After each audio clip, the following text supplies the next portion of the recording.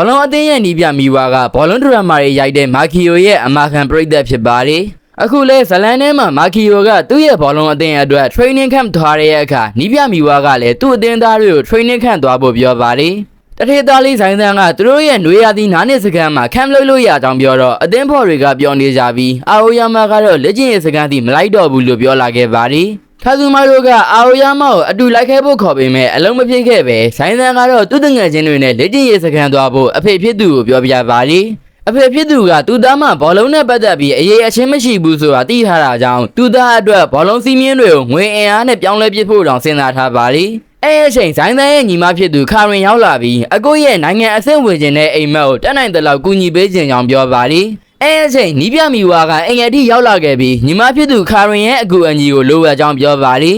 ေလက်ကျင်ရဲ့စကန်ထွက်မဲ့နေ့မှာတော့ခါရင်ကအတင်းသားတွေအတွက်ရိုက်ကူးရေးသမားတွေကိုတောင်ခေါ်ပေးထားပြီးရှီယွန်က online game ထဲမှာ special mission ရှိလို့လက်ကျင်ရေးစကန်စီလိုက်မှမဟုတ်ပဲအာအိုယာမာကလည်းအခုထိမရောက်သေးပါဘူးတကယ်မလာတော့ဘူးဆိုပြီးထင်ထားကြပေမဲ့သူတို့စီးရမဲ့ကားတစ်စီးလုံးအာအိုယာမာကတန်ရှင်းရေးလုပ်ပေးထားပြီးဇိုင်းသန်းရဲ့အဖေကလည်းသူ့သားအတွက်အကောင်သားဖက်နဲ့တရံထည့်ပေးလိုက်ပါတယ်အဲ့နောက်မှာတော့တထေသားဇိုင်းသန်းရဲ့ຫນွေရာသီနားနှစ်စကန်ကြီးစီရောက်လာခဲ့ကြပြီးအဆောက်အုံကြီးရဲ့ကြီးကျယ်ခမ်းနားမှုတွေကိုမြင်တွေ့လိုက်ကြရပါတယ်ခါရင်ကအခန်းတွေစီစဉ်ပေးတဲ့သူဖြစ်ပြီးအာအိုယာမာအတွက်အထူးသီးသန့်အခန်းကြီးကိုပြင်ဆင်ပေးထားပေမဲ့တခြားသူတွေအတွက်တော့တာမန်တက်ခုတ်ကန်လိုအိမ်မျိုးကိုပဲပြင်ဆင်ပေးထားပါလိမူခါကသူ့ရဲ့အပေါ်ဝိယုံမှာတော့အာအိုယာမာရဲ့နာမည်ကိုဒီဇိုင်းရေးထားပြီးနီးပြမီဝါကတဲပေါ်မှာပြင်ခြေထောက်တွေပို့400ကြောင်းခြေထောက်လေးချင်းရဲ့အတွက်ကန်းချင်းမှာလေ့ကျင့်ကြဖို့ပြောပါလိအဲ့နောက်ဘောလုံးကန်မှုအသင်းခွဲလိုက်ကြပြီးဇိုင်းသန်တို့ကသာဘောလုံးကိုကြိုးစားပန်းစားလူရနေကြပေမဲ့ရေကူးဝတ်ဆောင်အပြည့်ဝတ်ထားတဲ့အာအိုယာမာကတော့တဲပေမှာဆိုလို့ငြိမ်နေပါလိအဲ့အချိန်ဂါခုဒဏ်ရာရသွားလို့အနားယူလိုက်ရပြီးနီးပြက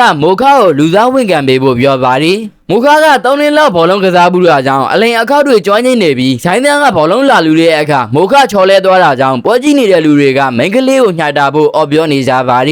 ိအဲ့နောက်မိုခါကအာအိုယာမာကိုကြော်တက်ဖို့ကြိုးစားပေမဲ့အတန်ကြိုက်တဲ့အာအိုယာမာကလည်းတဲထဲမှာစလိုက်ထိုးပြီးဘောလုံးကိုဖျက်ထုတ်လိုက်ပါလ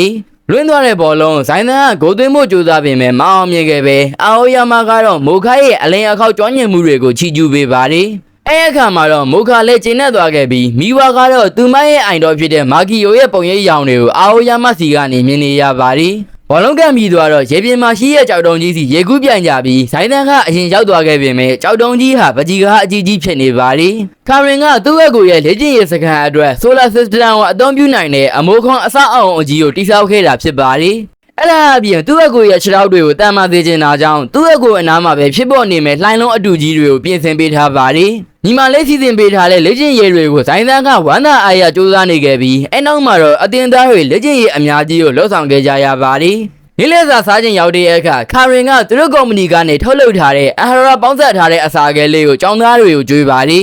ိအဲ့အချိန်အနီးနားတစ်ဝိုက်ကနေလွင့်ပြက်လာတဲ့အနံ့အသက်ကိုခံစားလိုက်ရပြီးတွားကြည့်ရတဲ့အခါမိဝါကသူတို့နဲ့မသက်ဆိုင်တဲ့ဂျူဒိုနီးပြကြီးကိုရုတ်တရက်တွေ့လိုက်ရတော့ကင်ပေါင်းမိသွားပါလိအနံ့အသက်မမွေးလေးကအာအိုယာမာရဲ့လက်ချက်ဖြစ်ပြီးအကောင်လုံးအင်အားတွေပြေဝသွားအောင်ချက်ကြွေးလိုက်ပါလိအဲ့နောက်တတိဆံပွဲစီစဉ်ထားကြပြီးခါရင်ကသူ့ရဲ့ကွန်ပျူတာနဲ့အလို4ယောက်2ယောက်တွဲရွေးချယ်ပေးလိုက်ပါလိအာအိုယာမာနဲ့ဇိုင်းသန်းတို့အတွဲကျသွားခဲ့ပြီးကြောချမ်းစီကအဆောက်အအုံတွေကိုဝင်လာခဲ့ကြရပါလိတတိဆံဝဲမှာတော့အာအိုယာမာကတန်ရှင်းရေးလုပ်နေပြီးဇိုင်းသန်းနဲ့တခြားသူတွေကတော့တရေအချောက်ခံရလို့ကြောက်လန့်နေကြပါလိအိုရာဂီရီနဲ့မိုခါတို့ကအတွဲကျသွားခဲ့ပေမဲ့သူတို့ကလည်းတရေမကြောက်တတ်ပဲဖြစ်နေပါလိအဲ့ဒါအပြင်မိုခါကဒုံချောင်းကြီးကင်ထားပြီးအာအိုယာမာကိုကောက်ွယ်ပေးမဲ့ဆိုကမြင်းသမျှတရေတွေကိုလိုက်ရိုက်နေပါလိတစ်ဖက်မှာလည်းအာအိုယာမာဖန်ငယ်လေးတွေကတရေဟန်ဆောင်ပြီးအာအိုယာမာကိုဖတ်နိုင်ဖို့ကြိုးစားကြပါလိ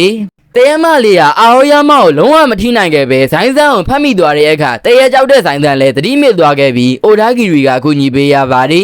အာအိုယာမာကတန်ရှင်းပဲလုံးနေပြီးမိုခါကအာအိုယာမာကိုကောက်ွယ်ပေးနေကဇိုင်းဆန်းကတဲရကြောက်ပေမဲ့အိုဒါဂီရီကတော့စတောင်ငယ်လေးဖြစ်နေပါလိဒီလိုမျိုးတိုလက်တက်ချော်အခြေအနေကြီးကိုခါသူမာတို့ကနားမလဲနိုင်ဖြစ်နေပါလိတတိပြန်ရလာတဲ့ဇိုင်းဆန်းကတဲရတွေးလို့ထွက်ပြေးတဲ့အခါသူ့ညီမကပါတဲရထချောက်လိုက်တာကြောင့်လိပ်ပြလွင့်သွားခဲ့ပါလိအဲ့နောက်မှာတော့လေ့ကျင့်ရေးစခန်းညာလေးကိုចောင်းသားတွေပျော်ပျော်ရွှင်ရွှင်ဖြတ်သန်းခဲ့ကြပြီးမိဘကတော့သူ့ရဲ့ favorite drama လေးကိုအလွတ်မခံပဲစောင့်ကြည့်ခဲ့ပါလိ